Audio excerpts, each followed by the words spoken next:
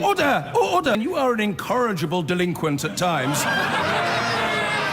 Behave yourself, man! Now, it's been a turbulent time in Westminster, to say the very least. After nearly 3 years of negotiations, Brexit has been delayed.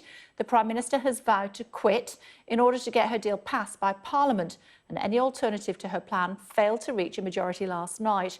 MPs will meet again tomorrow to debate and vote on a Brexit deal, but it's unclear whether it would be Mrs May's deal. So what next for the Brexit process? Well, to discuss this, let's speak to former head of Number 10's policy unit under Tony Blair, that's Lord Andrew Adonis, and Conservative veteran Sir Bill Cash, who voted in favour of a no deal. Hello to you both. Thank you so much for joining us on the programme this afternoon. Let's start with Lord Adonis, should we, first of all. We are in an absolute turmoil, a mess. Even thoughts for a second referendum didn't get through last night. So where do we go from here?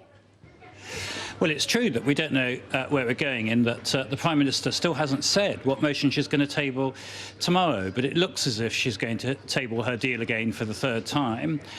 You've got Bill Cash on this programme with me, and it'd be interesting to ask him whether he's voting for it, because if he and his colleagues aren't voting for it on the right of the Conservative Party, then it won't go through. And then on Monday, Parliament considers again the alternative options. Now, when you said that there wasn't a majority for a referendum, you're correct. There was a majority against, but the single highest vote that there's been now for any proposition in this Brexit process is the second referendum, which got a much higher vote than Theresa May's deal got, and it's only 27 votes short of getting a majority. So the momentum now is towards the second referendum. I don't think there's any desire in Parliament on any side now to have a whole new negotiation. I mean, the idea of putting the country through the gruesome process we've gone through in the last 2.5 years, I think, is unthinkable. So by a process of elimination, I think we are getting to the second referendum, but whether it will happen while Theresa May is still Prime Minister or whether it will be under her predecessor, who, of course, remember, will be the third Conservative Prime Minister who's had to grapple with Brexit, time will tell. OK, but look, I'm coming to Sir Bill Cash in just a moment. I'll put that question to him. But Lord Adonis, the amendment didn't pass, and it didn't pass by 52 to 48%. The irony of that. But it didn't pass. Well, it didn't pass yesterday, but in politics, momentum is all. So unless anyone's got a better idea where we go, and if we don't find a way forward, we crash out of the European Union on the 12th of April, and there's no desire on the part of Parliament for that to happen. There was a majority of 200 against that in the House of Commons last week. By process of elimination, I think we will end up at the second referendum. And so what Theresa May is trying to do tomorrow, clearly, is to establish a further advance for her deal. But there was a majority of 149 against her deal when it was last voted on in the House of Commons, and I don't see her being able to bridge that. OK, Sir Bill Cash, lots of things to talk to you about there from Lord Adonis. First of all, let's talk about the amendment, the fact that it was the one that lost by the least, if you will. So the momentum is taking us towards a second referendum, is what Lord Adonis says. Well, I'm not entirely sure that he has much democratic legitimacy, but let's get that one out of the way. Look, basically, the Referendum Act, which was passed, which enabled the British people to be able to vote on the question of leave or remain, was passed by a majority of 6 to 1 in the House of Commons. That was a sovereign act of Parliament, which authorised the referendum and deliberately gave the decision to the British people. The Remainers have never given up, despite the fact that they did lose by a significant majority in the vote itself, and they have, in certain cases, in many cases, in the Conservative Party, let alone in the Labour Party, have reversed their decisions taken not only on the Referendum Act in giving it to the people, so that they now say they can reclaim it, which I said yesterday is complete rubbish. The second thing is that they got the notification of Withdrawal Act 499 to 120, and then the Withdrawal Act itself, which on third reading even Kenneth Clarke voted for. So they're reversing those. This is a dreadful exercise of indicative votes that's going on at the moment, and one of them is the referendum. It wasn't only defeated last night, but it was defeated a few days ago when Sarah Wollaston put it up, and it only got 85 votes in the House of Commons. Oh, it's just a completely incredible. OK, yes, if there is a third meaningful vote, I'm not quite sure how that can happen, given that the Speaker said that's not possible. But let's wait and see. If there is, which way will you vote? Oh, I'm definitely voting against the withdrawal agreement. I've set out my case in the House of Commons and in articles I've written in the Telegraph and all sorts of newspapers, and I've said it many times, and why. Very simply, the backstop completely undermines the constitutional status of Northern Ireland, which is why the DUP are not prepared to accept the withdrawal agreement either. But on top of that, there is the issue of control over laws. Prime Minister quite clearly stated at Lancaster House, and she was right at that time, saying that we will never truly leave the European Union unless we regain control of our laws. I'm chairman of the European Scrutiny Committee. All the laws that come out of the European Union pass through our hands. And basically, Article 4 of this withdrawal agreement enables in fact, directs that under that withdrawal agreement, laws which are made in the Council of Ministers, behind closed doors, without a transcript, by a qualified majority voting of 27 other countries, with us not there, will, in fact, and by accelerated procedures in some cases, which could be very, very damaging to the United Kingdom, they go through, and that is a complete loss of control over laws. One last thing, Kay, on that, if I may. It is the fact that there are procedures which can accelerate the passage of those laws. There is a myth around that it all takes about 5 years for these laws to go through. I've got 200 uncleared documents at the moment because in the national interest these have been held back for a variety of reasons, and they are still in the pipeline. The reality is that these laws which they'll bring in, and Germany and France will dominate already. They call the shots in the European Union, and those laws will put us at the mercy of our competitors. And I don't think British business has woken up to that, and they should have done, because it's been said many times by me. Lord Adonis, lots to pick out of the bones there. Well, there's only one significant thing you need to note from what Bill Cash has just said, which is that he's not voting for Theresa May's deal if it comes back to the House of Commons tomorrow, and quite a number of his colleagues on the right of the Conservative Party aren't going to be voting for it either. So it's inconceivable. We're Democrats. It's inconceivable that her deal will pass. That's the significant thing. Now, as a country, we have to find a way forward, because if her deal doesn't pass tomorrow, and as I say, there just aren't the numbers for it. What about if the Labour MPs vote with her? Well, only 3 Labour MPs voted against her deal last time, and I can assure you there aren't going to be I'd be surprised if there are more than 3 who will vote for it tomorrow. You're dead in the Labour Party if you vote for a Conservative Brexit deal, which is going to trash the economy, trash people's jobs, and £39 billion that we'd have to pay the EU for a less good economic deal and less good trade terms than we've got now. So it's very clear that her deal isn't going through, but unless we put something in place to stop no deal, we will leave the European Union on the 12th of April. And that's why I think the momentum for the second referendum is gathering pace. And Bill, when he just spoke, failed to mention that last night there were 268 MPs who voted for the second referendum, which is the highest number of MPs who voted for any proposition in this Brexit process. The momentum is all going towards the second referendum now, and I suspect it's only a matter of time before Parliament votes for it. The significant question is what the choice will be as against staying in the EU, because it looks as if Bill Cash and his colleagues have entirely finished off Theresa May's deal. So what will the alternative proposition be? After 2.5 years, there isn't a credible Brexit proposition on the table. Brexit has essentially been imploding, and as it implodes, the attractiveness of staying in the European Union gets brighter and brighter. So, Bill? Yes, well, shortly, there are very, very good reasons for leaving the European Union. As you know, I've campaigned upon this for 2 decades and more. And the reason for it is that we ought to be able to run our own affairs in our own country in accordance with the wishes of our own people in general elections. It's a simple principle. Lord Adonis, who is in the House of Lords and therefore, as I said, doesn't have much democratic legitimacy, actually forgets when he says we are on the right of the party. Actually, that's rubbish.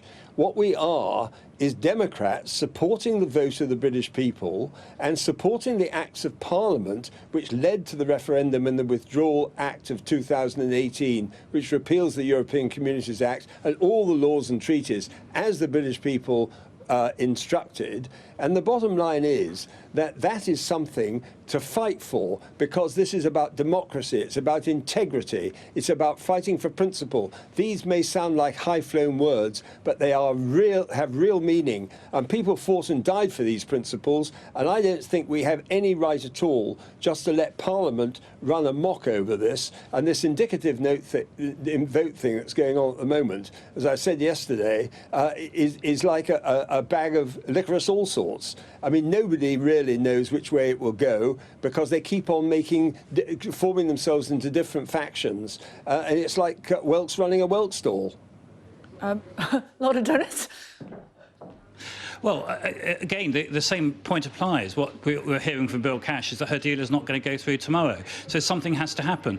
I take it from what Bill Cash has said, though maybe he'll address this, that he's in favour of there being no deal and us simply leaving the European Union without a deal on the 12th of April. Well, that's been decisively voted against in the House of Commons by a majority of 200.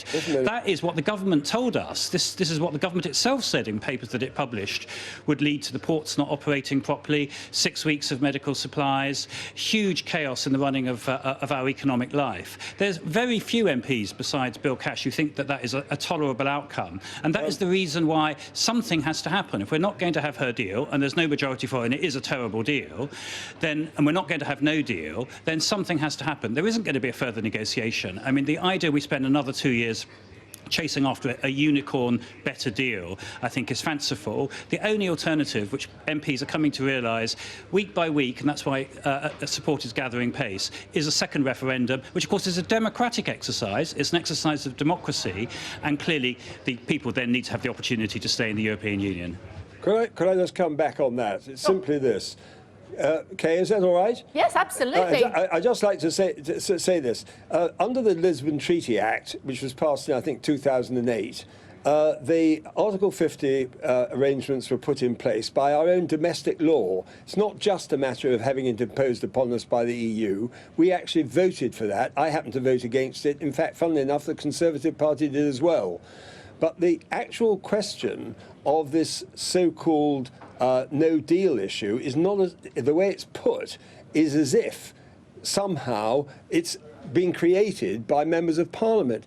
In its own right, it was actually implicit in the fact that under the Article 50 arrangements, within your own constitutional requirements, if the Lisbon Treaty Act is looked at, what it says is that after 2 years, unless there is an extension, which is now obviously taking place under the arrangements that were voted through last night, the repeal of the 72 Act ceases, and that 2-year deadline is set by the very legislation that I've just referred to and European law. Okay. So it's not as if we're aiming at a no deal, it's that is the timeline that's been laid down by the enactment itself, which, by the way, Adonis voted for. OK, Lord Adonis, it's written down. There it is. Those are the rules. It doesn't matter that there's a legal basis for there being no deal. Oh, really? That doesn't matter. That doesn't make it any more tolerable. I see. That doesn't matter. That doesn't make it any more tolerable, and not to Parliament. The key point is what is going to be tolerable to Parliament, because it's Parliament that makes the law and takes the decisions democratically. What Bill Cash is making is a very distinct point, which is that there is a legal basis for no deal. That doesn't mean that it's legally inevitable. It's only legally inevitable if Parliament votes for no deal, and Parliament, as Bill knows, has voted by a huge majority against there being no deal. That is the democratic will of Parliament. That being the democratic will of Parliament, no deal won't happen. It doesn't look as if Theresa May's deal is going to happen. We're not going to be chasing more unicorns, Norway, different forms of customs unions and all of that for 2.5 years. That isn't going to happen. So what you're left with by a process of elimination is a referendum giving people the option to stay in the EU, because after this 2.5 years of fantasy negotiations, putting the whole economy of the country and people's jobs and livelihoods and future prospects at stake. The country itself now wants this resolved, and the only way it looks to me it can be resolved is a democratic referendum giving people the option to put this nightmare behind us and stay in the European Union. Okay, well, I thought, just very quickly, I thought Lord Adonis was a Europhile. I thought he was in favour of European legislation. I've just set out that's the law of our land. OK, so Bill Cash, why is it that leaders of the Conservative Party just don't seem to get on with Europe. We've seen 4 prime ministers be brought down by Europe. What is it?